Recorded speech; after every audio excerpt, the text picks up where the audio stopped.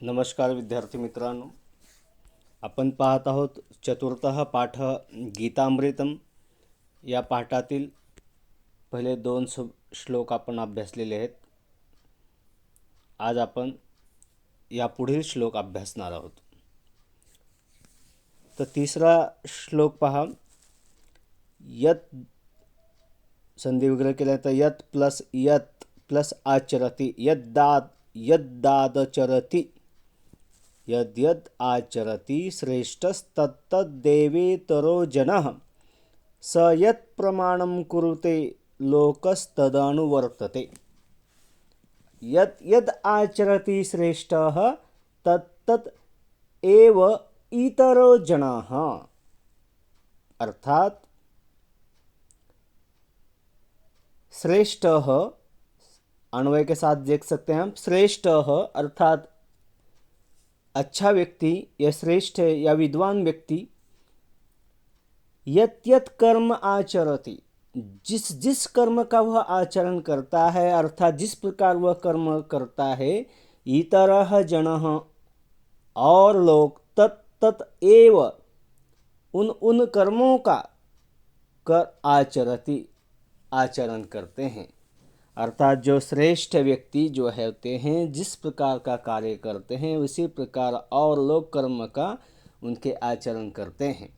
स यत् प्रमाणम कुरुते, वह जो कर्म करता है वह प्रमाण हो जाता है. और तत् लोकः अनुवर्तते, उसी का और लोग अनुकरण करते हैं. अर्थात उसका आचरण ही औरों के लिए प्रमाण बन जाता है.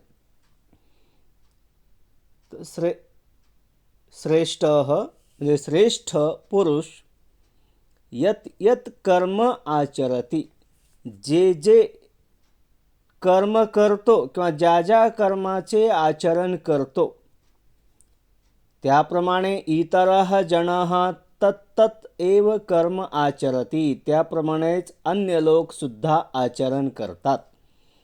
सह यत प्रमाणम कुरुते, तो जे प्रमाण म्हणून मान्य करतो, तत् लोकः अनुवर्तते, त्याचेच अनुकरण सर्व लोक करतात. अतिशय सोपे आहेत श्लोक, आपण अनेकांनी अभ्यासलेलेही असतील. तर पुढील पहा. चौथा. नियतं कुरु कर्म त्वं कर्मज्यायो ह्य कर्मणः शरीर यात्रापि च तेन प्रसिद्धेद कर्मणः.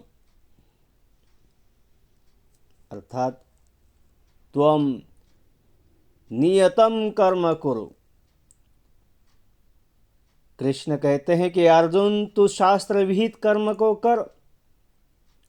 अकर्मणः ही कर्मज्यायः, अर्थात कर्म न करने से अच्छा है कर्म करना अधिक श्रेष्ठ होता है.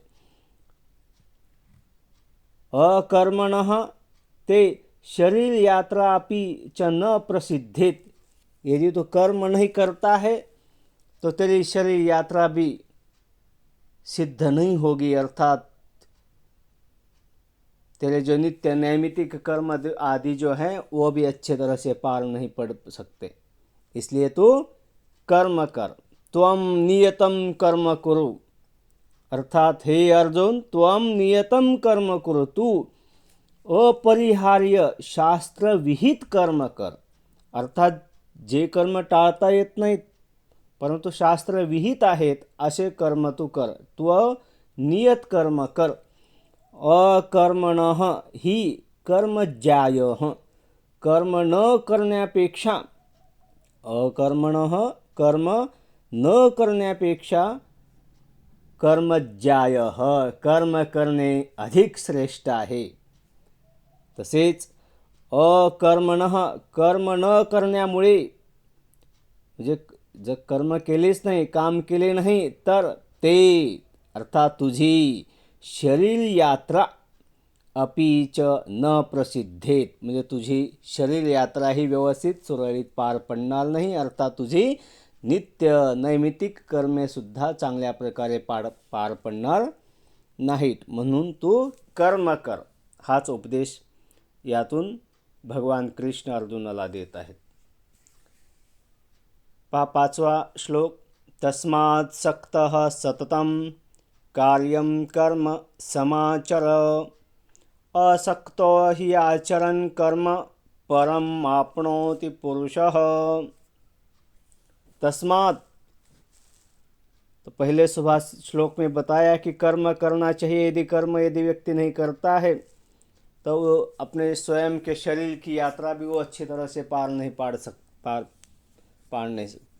कर सकता। अर्थात बैठे बैठे कुछ नहीं होता। उद्यमेन ही सिद्ध्यन्ति कार्याणि न मनोरथै। अर्थात कोई भी कार्य की आपको यदि सिद्धि करनी है, सफलता प्राप्त करनी है, तो उसके लिए कार्य करना है। किंतु भगवान कृष्ण आगे 5वें सुभाषित में या 5वें श्लोक में उपदेश दे रहे हैं। कहते हैं तस्मात् असक्तः सन् सततम कार्यम कर्म समाचरः। अर्थात हे अर्जुन, इसलिए तस्मात् असक्तः, न सक्त अर्थात आसक्ति न करते हुए, आसक्ति न करते हुए अर्थात आसक्ति रहित हो करके सततम कार्यम कर्म समाचर, सदैव निरंतर तो कार्य करता चल। असक्तः सन कर्म आचरण, जो व्यक्ति आसक्ति रहित होकर जो कर्म करता है, ऐसा जो पुरुष होता है ही परम आपनोति, उस परमात्मा को प्राप्त हो जाता है, या अपना जो परम ध्येय है उसे प्राप्त करता है। तस्मात् मराठी में देखिए, तस्मात् म्हणून असक्तः सन, आसक्ति रहित होऊन सततम कार्यम कर्म समाचर, तो नेहमी कर्तव्य कर्म चांगल्या प्रकारे कर। कारण असक्तः सन, आसक्तिरहित होऊन कर्म आचरण, कर्म करणारा पुरुष परम आपनोती, परमात्म्याला प्राप्त करून घेतो। अर्थात परम यानी सबसे जो श्रेष्ठ ध्येय है उसे वह व्यक्ति प्राप्त करता है। इस प्रकार ये जो पूर्व अपने 5 श्लोक है, इसमें कर्म योग के माध्यम से भगवान कृष्ण ने अर्जुन को बताया है कि कर्म करना मनुष्य के हाथ में है, कर्म करना चाहिए, और किंतु वह कर्म कैसा हो, आसक्ति रहित हो, ऐसा व्यक्ति का कर्म सार्थक हो जाता है, अर्थात उसका जीवन सफल हो जाता है। धन्यवाद। पुनः मिलामः।